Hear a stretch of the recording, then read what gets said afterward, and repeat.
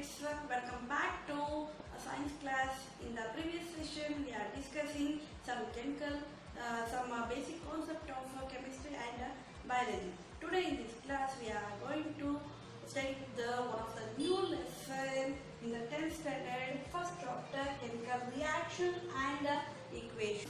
So before starting this lesson, just recall the physical change and chemical change. So this chemical change is the basic step of the chemical reaction that I am recalling. Okay. So let's okay. So if it is any changes occur, there is form any new substance. ಅಲ್ಲಿ ಯಾವುದೇ ಒಂದು changes ಆದಾಗ reaction ಅಲ್ಲಿ so ಅಲ್ಲಿ ಏನಾಗುತ್ತೆ ಯಾವುದೇ ಒಂದು new substance form ಆಗಲ್ಲ. ಓಕೆ. ಸೊ ಫಾರ್ ಎಕ್ಸಾಂಪಲ್ ಅಲ್ಲಿ ಮೆಲ್ಟಿಂಗ್ ಆಫ್ ಐಸ್ ಅಂತ ಹೇಳಿದೀನಿ ಅಲ್ವಾ. So melting of ice cube ತಗೊಂಡೋಗ ಆಯ್ತಾ. So melting of ice. So ಒಂದು ಫ್ರಿಜ್ಜಿಂದ ಏನ್ ಮಾಡ್ತೀವಿ, ಫ್ರೀಜರ್ ಇಂದ ಒಂದು ಐಸ್ ಕ್ಯೂಬ್ ನ ತಗೊಂಡು ಹೊರಗಡೆ ಇಟ್ಟಿದೀವಿ ಅಂತ ಜಸ್ಟ್ ಇಮ್ಯಾಜಿನ್ ಮಾಡ್ಕೊಳ್ಳಿ ಆಯ್ತಾ. So imagine ಮಾಡ್ಕೊತಿದ್ದೀರಾ.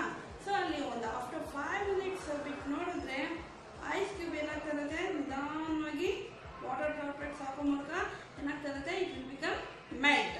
ಸೊ ಮೆಲ್ಟ್ ಆದ್ಮೇಲೆ ಏನಾಗತ್ತೆ so it will become water. So ಏನಾಗತ್ತೆ ಇಲ್ಲಿ ವಾಟರ್ ಆಗಿ ಕನ್ವರ್ಟ್ ಆಗತ್ತೆ ಅಲ್ವಾ. ಸೊ ಆಫ್ಟರ್ ದಟ್ ಇದೇ ವಾಟರ್ ನಾವು ಏನ್ ಮಾಡ್ತೀವಿ, ಸೊ ಫ್ರೀಜರ್ ಇಟ್ಟಾಗ ಮತ್ತೆ ಅಲ್ಲಿ ಏನಾಗುತ್ತೆ ಐಸ್ ಕ್ಯೂಬ್ ಆಗತ್ತೆ. ಸೊ ಇಲ್ಲಿ ಯಾವ್ದಾದ್ರು ಹೊಸ ಸಬ್ಸ್ಟೆನ್ಸ್ ಫಾರ್ಮ್ ಆಗಿದ್ಯಾ. ಸೊ ವಾಟರ್ ಇದ್ದಿದ್ದು ಐಸ್ ಕ್ಯೂಬ್ ಆಯ್ತು. ಐಸ್ ಕ್ಯೂಬ್ ಇದ್ದಿದ್ದು 5 minutes ಇದರಿಂದ ಹೊರಗಡೆ ಇಟ್ಟಾಗ ಏನಾಗಿದೆ, ಅಲ್ಲಿ ಮತ್ತೆ ಅದು ವಾಟರ್ ಆಗಿದೆ ಅಲ್ವಾ. ಅಲ್ಲಿ ಯಾವುದೇ ತರದ್ದು ನ್ಯೂ ಸಬ್ಸ್ಟೆನ್ಸ್ ಫಾರ್ಮ್ ಆಗಿಲ್ಲ. ಬಟ್ ಅಲ್ಲಿ ಏನಾಗಿದೆ ಸೊ ಸ್ಟೇಟ್ ಚೇಂಜ್ ಆಗಿದೆ ಅಲ್ವಾ. ಐಸ್ ಕ್ಯೂಬ್ ಸಾಲಿಡ್ ಫಾರ್ಮ್ ಅಲ್ಲಿ ಇತ್ತು, ಇಲ್ಲಿ ಲಿಕ್ವಿಡ್ ಫಾರ್ಮ್ ಆಗಿ ಕನ್ವರ್ಟ್ ಆಗಿದೆ ಅಲ್ವಾ. ಸೊ ಸ್ಟೇಟ್ ಮತ್ತೆ ಶೇಪ್ ಚೇಂಜ್ ಆಗುತ್ತೆ. ಬಟ್ ಫಿಸಿಕಲ್ ಚೇಂಜ್ ಅಲ್ಲಿ ಸ್ಟೇಟ್ ಮತ್ತೆ ಶೇಪ್ ಚೇಂಜ್ ಆಗ್ತದೆ. ಬಟ್ ಅಲ್ಲಿ ಏನಾಗಲ್ಲ, ಯಾವುದೇ ತರದ್ದು ನ್ಯೂ ಸಬ್ಸ್ಟೆನ್ಸ್ ಫಾರ್ಮ್ ಆಗಲ್ಲ. Okay. So let's see another point. It is a reversible reaction. So reversible reaction. So ಇಲ್ಲಿ ಐಸ್ ಕ್ಯೂಬ್ ಇದ್ದಿದ್ದು ವಾಟರ್ ಆಯ್ತು ಅಲ್ವಾ. ಸೊ ವಾಟರ್ ನ ಮತ್ತೆ ಏನ್ ಮಾಡ್ಬೋದು, ಐಸ್ ಕ್ಯೂಬ್ ಮಾಡ್ಬೋದಾ yes of course ಮಾಡ್ಬೋದಲ್ವಾ.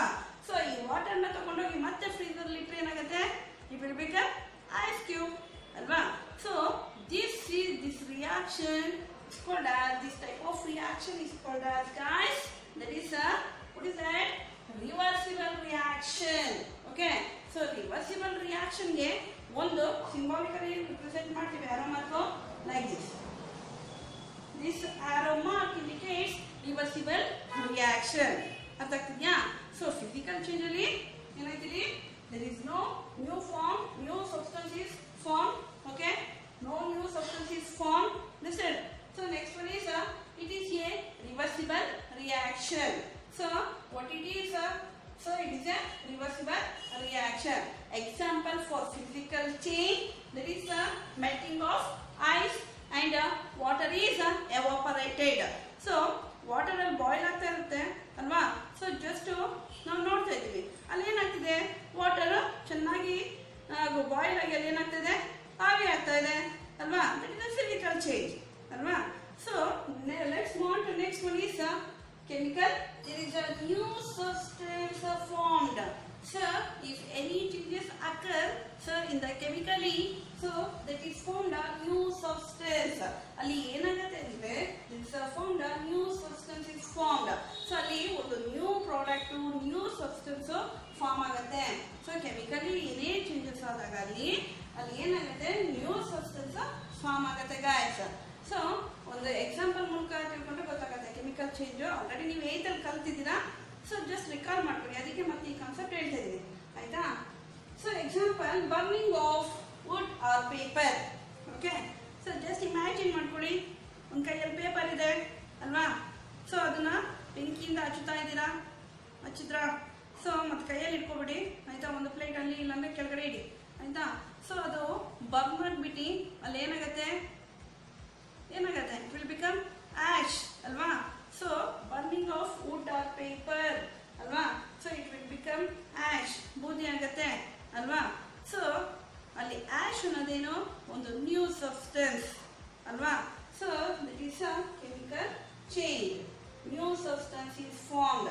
So in the chemical change new substance is formed. So ಅಲ್ಲಿ ಏನಾಗುತ್ತೆ, ಅಲ್ಲಿ ಕೆಮಿಕಲಿ ಒಂದು ಚೇಂಜ್ ಆದಾಗ ಸೊ ಅಲ್ಲಿ ಒಂದು ನ್ಯೂ ಪ್ರಾಡಕ್ಟ್ ಫಾರ್ಮ್ ಆಗುತ್ತೆ. ಅಂಡರ್ಸ್ಟ್ಯಾಂಡ್? ಸೊ ಇನ್ನೊಂದು ಎಕ್ಸಾಂಪಲ್ ಕೊಡೋದಾದ್ರೆ the milk is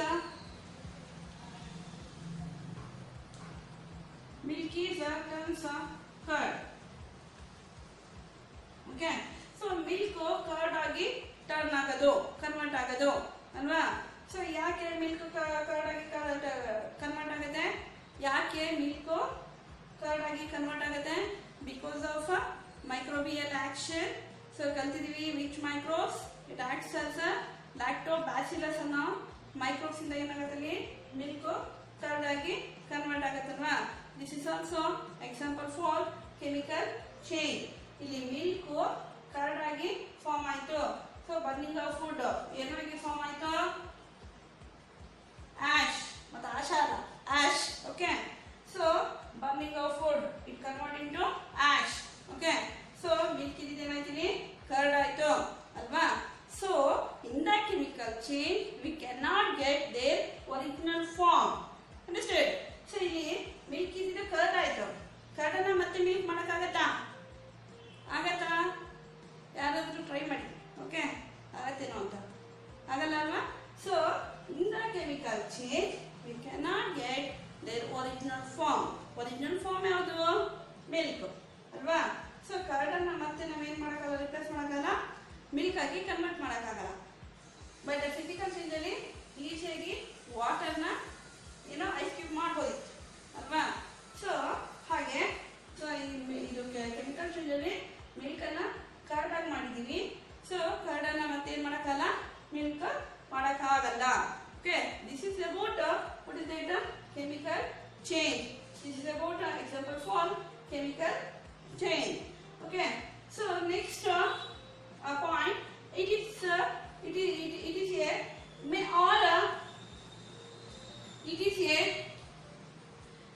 or may not be reversible reaction. So it is called as a totally irreversible reaction anta kariತೀವಿ. So reversible opposite to irreversible reaction. Okay, so we can't get original form. That is called as a irreversible reaction. Okay, sometimes.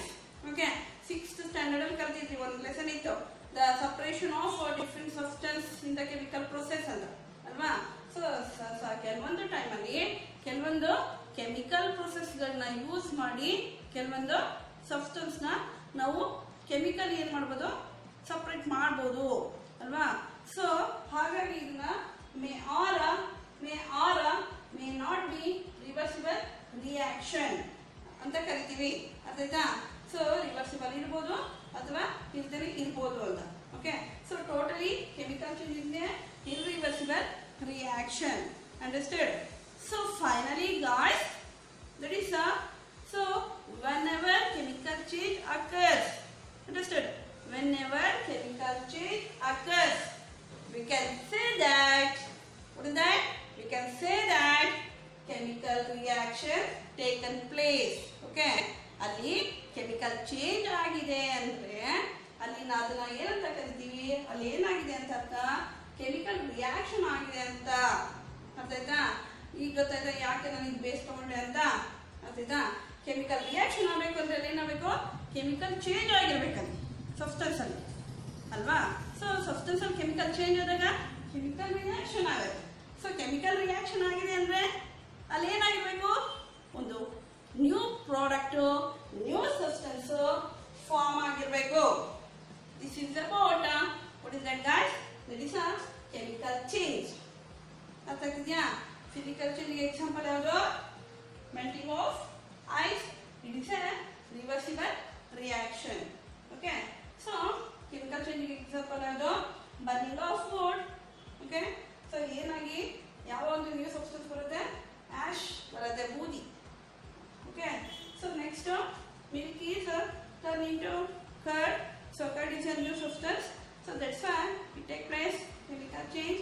When it is a chemical change take place, we can say that it is a chemical reaction. is about our first part, introduction part.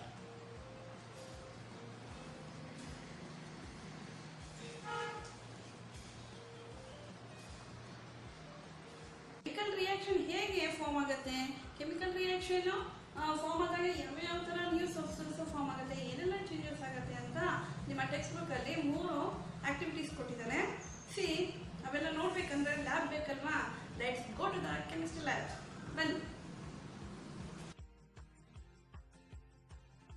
ಬನ್ನಿ guys, experiment ನೋಡೋಣ. So burning of magnesium ribbon in the air. So magnesium ಎಕ್ಸ್ಪೆರಿಮೆಂಟಲ್ಲಿ use ಮಾಡ್ತೀವಿ. ಇವಾಗ before ನಾವೇನು ಮಾಡ್ತೀವಿ ಅಂದರೆ magnesium ರಿಬ್ಬನ್ನ ಏನು ಮಾಡ್ತೀವಿ, ರಬ್ ಮಾಡ್ತೀವಿ, ಕ್ಲೀನ್ ಮಾಡ್ಕೊತೀವಿ. ಇವಾಗ ಏನು ತೋರಿಸ್ತಿದ್ದೀವಲ್ಲ ಅದು ಎಷ್ಟು ಫ್ರೆಶ್ ಆಗಿದೆ. ಇದು ಫ್ರೆಶ್ ಮ್ಯಾಗ್ನೀಷಿಯಂ ರಿಬ್ಬನ್ನು. ಬಟ್ ಇವಾಗ ನೋಡ್ತಿದ್ದೀರಲ್ಲ, ಇವಾಗ ಏನು ತೋರಿಸ್ತಿದ್ದೀನಲ್ಲ, ಸೊ ಅದೇನಾಗಿದೆ, ಅದು ಅಲ್ಲಿ ಒಂದು ಸರ್ಫೇಸ್ ಮೇಲೆ, ಮ್ಯಾಗ್ನೀಷಿಯಂ ಸರ್ಫೇಸ್ ಮೇಲೆ ಏನಾಗಿದೆ ಅಂದರೆ ಒಂದು ಒಂದು ಸರ್ಫೇಸ್ ಫಾರ್ಮ್ ಆಗಿರುತ್ತೆ. ಅದನ್ನು ನಾವು ಇದನ್ನೇನಂತ ಕರಿತೀವಿ, ಸ್ಯಾಂಡ್ ಪೇಪರಿಂದ ಏನು ಮಾಡ್ತೀವಿ ಅಂದರೆ ರಬ್ ಮಾಡಬೇಕು. ಸೊ ರಬ್ ಮಾಡಲಿಲ್ಲ ಅಂದರೆ ಏನಾಗತ್ತಪ್ಪ ಅಂದರೆ it does not reacts with oxygen. So ಏರಲ್ಲಿ ಏನಿರುತ್ತೆ, ಆಕ್ಸಿಜನ್ ಇರುತ್ತೆ. ಆಕ್ಸಿಜನ್ ಜೊತೆ ಏನಾಗಲ್ಲ, ರಿಯಾಕ್ಟ್ ಆಗಲ್ಲ. ಅಲ್ಲಿ ಆ ಸರ್ಫೇಸ್ ಮೇಲೆ ಫಾರ್ಮ್ ಆಗಿರುವಂಥ ಒಂದು ಸರ್ಫೇಸ್ನ ರಿಮೂವ್ ಮಾಡಬೇಕು ನಾವು. ಇವಾಗ ಎಕ್ಸ್ಪೆರಿಮೆಂಟ್ ಸ್ಟಾರ್ಟ್ ಮಾಡೋಣ. ಸೊ ಇಲ್ಲಿ ಏನು ನೋಡ್ತೀವಿ, ಅದು ಪೇರ್ ಆಫ್ ಟಂಗ್ ಅಂತ ಹೇಳಿ, ಅದನ್ನು ರಿಬ್ಬನ್ ಇಟ್ಕೊಳಕ್ಕೆ ಹೆಲ್ಪ್ ಮಾಡ್ಕೊತೀವಿ. ಸೊ ಒಂದು ಇಕ್ವೇಷನ್ ನೋಡೋಣ. ಇಲ್ಲಿ magnesium is reacts with oxygen. So ಇಲ್ಲಿ ಮ್ಯಾಗ್ನೀಷಿಯಮು, ಇಲ್ಲಿ ಆಕ್ಸಿಜನು ಎರಡು ರಿಯಾಕ್ಟ್ಸ್ ಆಗಿ ಮ್ಯಾಗ್ನೀಷಿಯಮ್ ಆಕ್ಸೈಡ್ ಫಾರ್ಮ್ ಆಯಿತು. ಸೊ ಮ್ಯಾಗ್ನೀಷಿಯಮ್ ಮತ್ತು ಆಕ್ಸಿಜನ್ನ ರಿಯಾಕ್ಟೆಂಟ್ಸ್ ಅಂತ ಕರಿತೀವಿ. ಸೊ MgO ಅಂತ ಏನು ಬರ್ತಿದ್ದೀವಲ್ಲ ಅದನ್ನು ಪ್ರಾಡಕ್ಟ್ ಅಂತ ಕರಿತೀವಿ. With the help of the pair of tongue we have to keep the magnesium ribbon. ಅಲ್ಲಿ ರಬ್ ಮಾಡಿ ಕ್ಲೀನ್ ಮಾಡ್ಕೊಂಡಿದ್ದೀವಿ ಇವಾಗ. ಸೊ ಅದನ್ನು ಒಂದು ಸ್ಮಾಲ್ ಪೀಸ್ನ ತಗೊಂಡು, ಪೇರ್ ಆಫ್ ಟಂಗಿಂದ ತಗೊಂಡು ಏನು ಮಾಡ್ತೀವಿ, ಈಗ ಬರ್ನ್ ಮಾಡಲಿಕ್ಕೆ ಸ್ಟಾರ್ಟ್ ಮಾಡ್ತೀವಿ.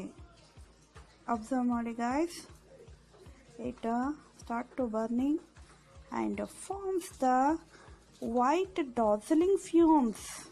It look like a white dazzling fumes. ಅಲ್ಲಿ ನೋಡಿ ವೈಟ್ ಹೊಗೆ ಯಾವ ಥರ ಗಾಢವಾಗಿ ಬರ್ತಿದೆ ಅಲ್ವಾ.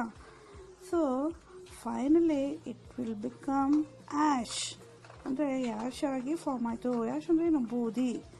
That is nothing but guys magnesium oxide. ಅದನ್ನ ಏನಂತ ಕರೀತಾರೆ. ಈಗ ಗಾಯ್ಸ್ ಇನ್ನೊಂದು ಎಕ್ಸ್ಪೆರಿಮೆಂಟ್ ನೋಡೋಣ. This is dilute H2SO4 sulphuric acid. So this is activity 1.3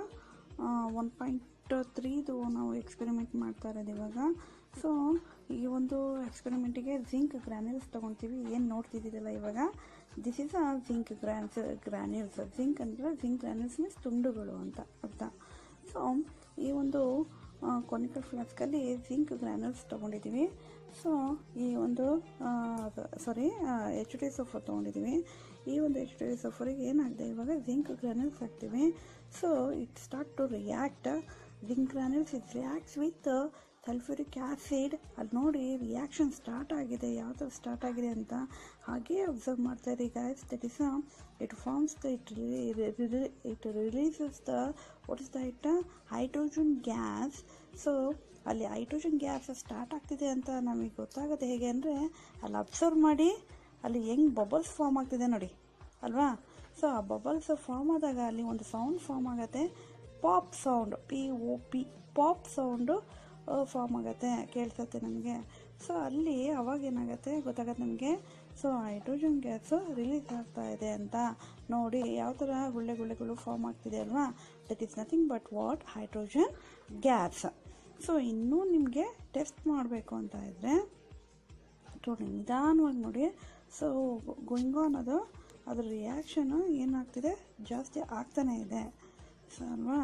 so ಇನ್ನೂ ಏನಾದರೂ ನೀವು ಟೆಸ್ಟ್ ಮಾಡಬೇಕು ಅಂದರೆ, ಸೊ ಏನು ಅಲ್ಲಿ ಮೇಲ್ಗಡೆ ನೀವು ಗ್ಲಾಸ್ ಟ್ಯೂಬ್ ಇಟ್ಟಿದ್ದಲ್ಲ, ಆ ಗ್ಲಾಸ್ ಟ್ಯೂಬ್ ಹತ್ರ ಒಂದು ಬೆಂಕಿ ಕಡ್ಡಿನ ಹಿಡಿದ್ರೆ ಒಳಗಡೆ ಜಸ್ಟ್ ಹಿಡಿಸಿತ್ತು ಅಲ್ಲೇನಾಗತ್ತೆ, ಬೆಂಕಿ ಕಡ್ಡಿ ಹತ್ಕೊಳತ್ತೆ.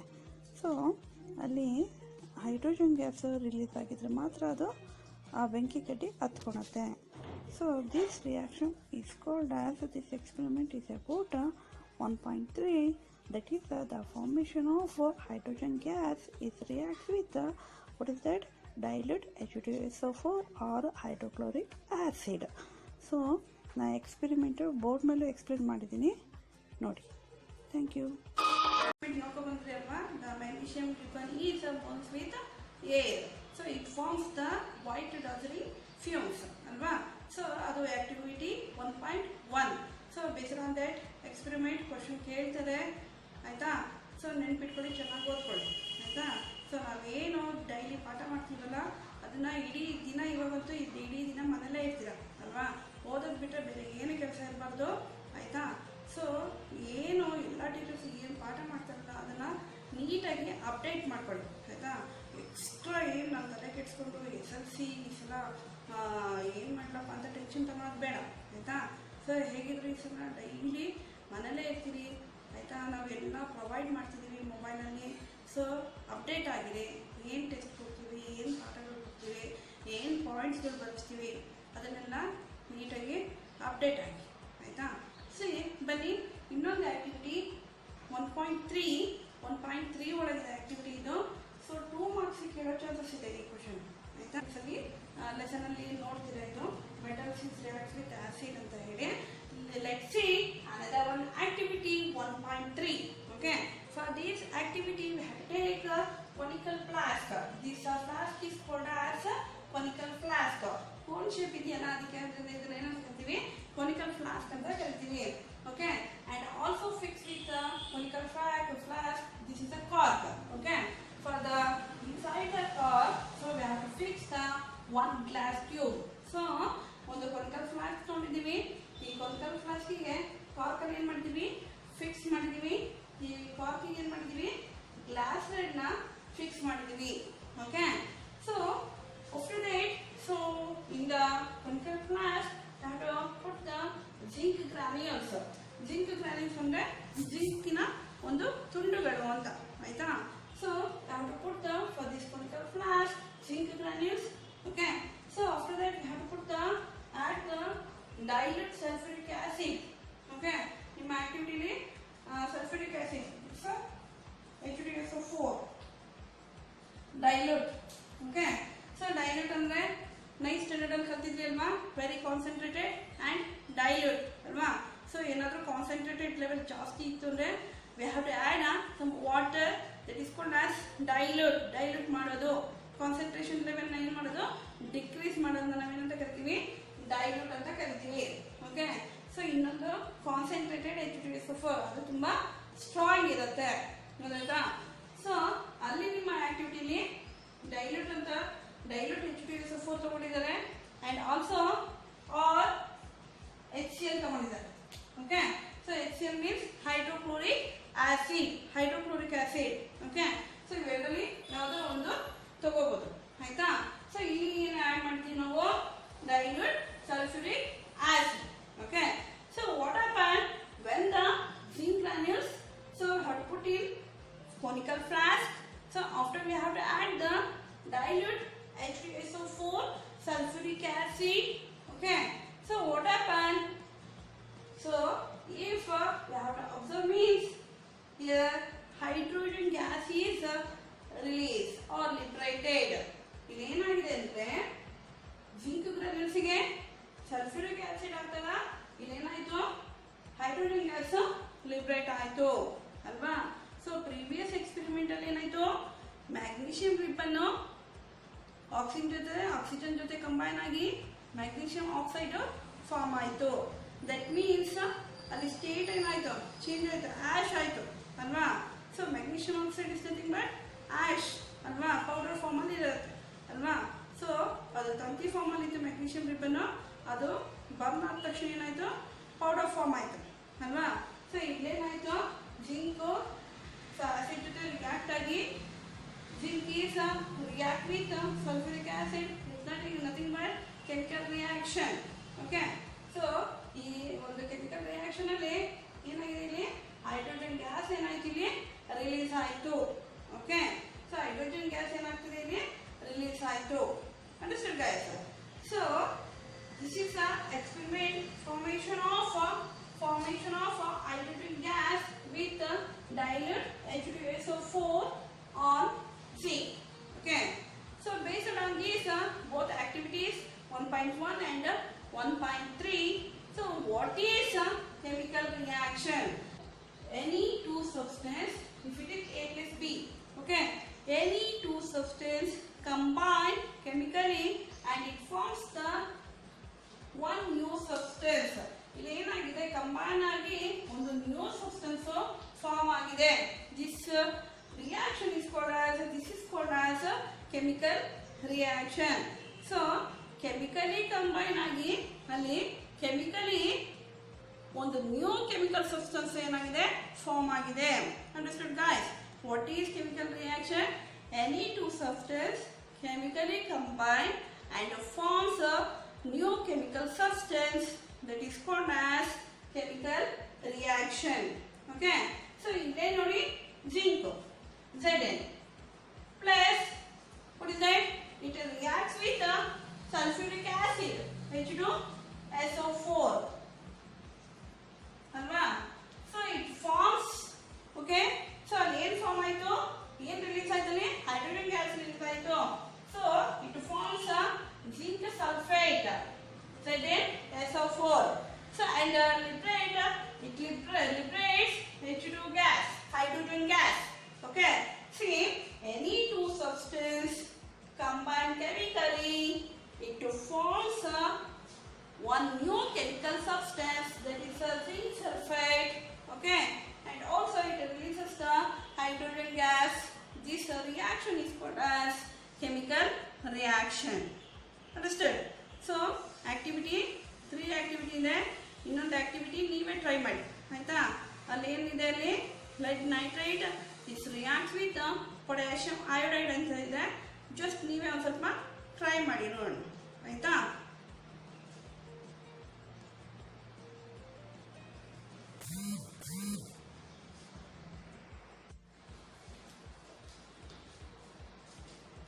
Let's see, guys, another topic that is a sign of a chemical reaction. So when it is a chemical reaction take place, we have to observe some changes. So that is a change in color, change in state, change in temperature, evolution of gas or heat. Okay. So example, we have to take a candle. So wax candle. Okay. So when it is on, when it is glow, so ಏನಾಗುತ್ತೆ, ಈ candle ಇದು solid candle, it is melt and forms this is what a liquid wax. So ಇಲ್ಲಿ ಏನಾಗ್ತಾ ಹೋಗುತ್ತೆ, liquid ಆಗಿ convert ಆಗುತ್ತೆ. So it shows the change in state. Okay, the burning of candle also example for guys chemical reaction.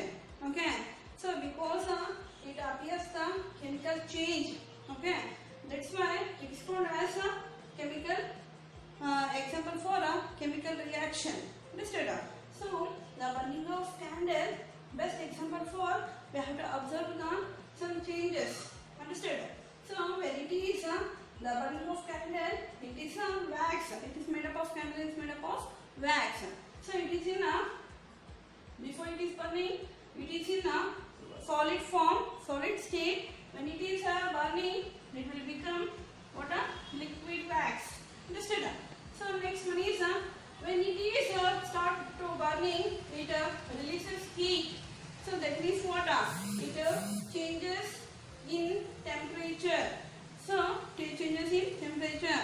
In the previous session, we zinc granules experiment activity. Alva, always conical flask after that experiment conical flask ನೋಡಿದಾಗ ಅಲ್ಲಿ ಏನಾಗುತ್ತೆ, surrounding conical flask touch ಮಾಡಿದಾಗ we have to felt like hot, ಅಂದ್ರೆ ಅದು ತುಂಬಾ ಬಿಸಿಯಾಗಿರುತ್ತೆ. Because of it releases the heat also. Understood? So it changes in, it shows that it changes in temperature. ಅರ್ಥ ಆಗ್ತಿದೆಯಾ? And also it evolution of gas. Okay, so ಇಲ್ಲಿ ಏನಾಗುತ್ತೆ, carbon dioxide ಇಲ್ಲಿ ಏನಾಗುತ್ತೆ release ಆಗುತ್ತೆ. Understood? See,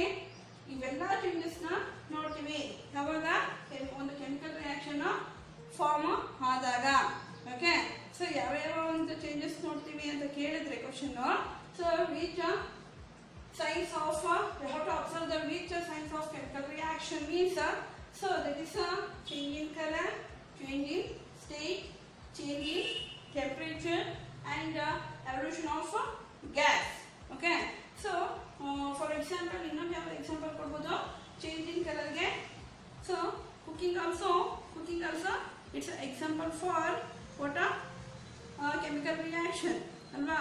so varieties of vegetables ಎಲ್ಲ ಹಾಕಿ ಒಂದು ಒಳ್ಳೆ spicy sambar ಮಾಡಿದಾಗ ಸೊ ಪಾಲಕ್ ಪನ್ನೀರ್ ಅಂತ ಮಾಡ್ತೀರಲ್ವಾ, ಅದಕ್ಕೆ ಟರ್ಮರಿಕ್ ಹಾಕ್ತೀರಾ, ಖಾರದ ಪುಡಿ, ಜಸ್ಟ್ ಎಕ್ಸಾಂಪಲ್ಗೆ ಹೇಳ್ತಾ ಇರೋದು. ಸೊ ಎಲ್ಲ ಹಾಕಿದಾಗ finally it will become what is that green colour ಅಲ್ವಾ. ಸೊ ಅಲ್ಲಿ ಏನಾಗುತ್ತೆ ಕಲರು ಚೇಂಜ್ ಆಗುತ್ತೆ ಅಲ್ವಾ. So that is example for change in colour ಆಯಿತಾ. ಅಲ್ಲಿ ಪೊಟ್ಯಾಷಿಯಮ್ ನೈಟ್ರೇಟ್ ಲೈಟ್ ನೈಟ್ರೇಟ್ ಮತ್ತು ಪೊಟ್ಯಾಷಿಯಮ್ ಐಡ್ರೇಟ್ ಕೊಟ್ಟಿದ್ದಾರೆ. ಸೊ ಅದು ಸಹ ಕೆಮಿಕಲ್ ರಿಯಾಕ್ಷನ್ ಆದಾಗ ಅಲ್ಲೇನಾಗುತ್ತೆ it shows the colour change. Okay, so these are the some of the changes it appears in the under the chemical reaction. Chemical reaction ಆದಾಗ ಈ ಎಲ್ಲ ಚೇಂಜಸ್ ಆಗುತ್ತೆ. That is a change in colour, change in state, change in temperature, change in evolution of gas. Another one new topic, that is chemical equations. So what is chemical equations? So this is a representation of a chemical reaction. So ಏನು ನಾವು experimental ನೋಡಿದ್ವಲ್ಲ chemical reaction, so that is a representation of a chemical reaction by using chemical symbols. So chemical reaction ಅಂದ್ರೆ ಏನು ಗೊತ್ತಾಯ್ತು, any two substance combine with chemically it forms the new substance. Understood? So that chemical reaction ಅದನ್ನ symbolically chemical ಸಿಂಬಲ್ಸ್ಗಳನ್ನ use ಮಾಡಿಕೊಂಡು represent ಮಾಡೋ method ಏನಂತ ಕರಿತೀವಿ ನಾವು chemical equation ಅಲ್ವಾ. ಸೊ ಪ್ರಿವಿಯಸ್ ಎಕ್ಸ್ಪೆರಿಮೆಂಟಲ್ಲಿ ನೋಡಿದ್ವಿ ಅಲ್ವಾ. zinc granules reacts with what is that sulfuric acid or hydrochloric acid alva. So ಇನ್ನೊಂದು magnesium is reacts with oxygen and it forms the what is that magnesium oxide, like it look like a white powder ash alva. So ಅದನ್ನ ಏನಂತ ಕರಿತೀವಿ, so ಅಲ್ಲಿ magnesium ಅಲ್ಲಿ ಒಂದು description ಬರೀತೀವಿ ಅಲ್ವಾ. ಆ description ಬರೀಲಿಕ್ಕೆ ತುಂಬ ಲೆಂದಿ ಆಗುತ್ತೆ ಅನ್ನೋ ಕಾರಣಕ್ಕೆ ಏನು ಮಾಡ್ತೀವಿ, ಕೆಮಿಕಲ್ ಸಿಂಬಲ್ಸ್ಗಳನ್ನ ಯೂಸ್ ಮಾಡಿ ಒಂದು ಇಕ್ವೇಷನ್ನ ಫಾರ್ಮ್ ಮಾಡ್ತೀವಿ. That is called as what guys chemical equations. Understood? So next we have to write like this, that is called as word equation. So ನಾವು ಈ ತರ ಬರೆದ್ರೆ ಇದನ್ನ ಏನಂತ ಕರಿತೀವಿ, what is that word equation ಅಂತ ಕರಿತೀವಿ. So magnesium is reacts with oxygen and it forms the magnesium oxide. Okay, so any type of equation we have to divide two parts, that is LHS and RHS. So LHS ಮತ್ತೆ RHS ಅಂತ ಏನು ಮಾಡ್ತೀವಿ, divide ಮಾಡ್ತೀವಿ.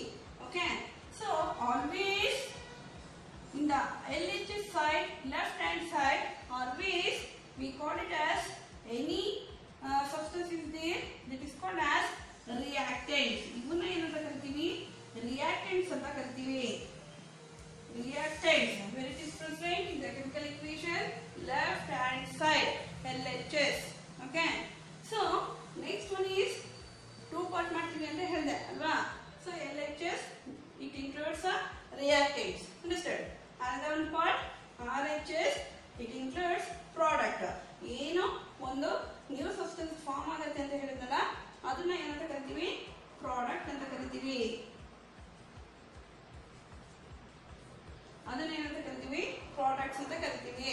So any type of chemical equation it divides guys two parts, that is reactants and products. Okay, reactants it should be in LHS left hand side and products it should be in right hand side RHS.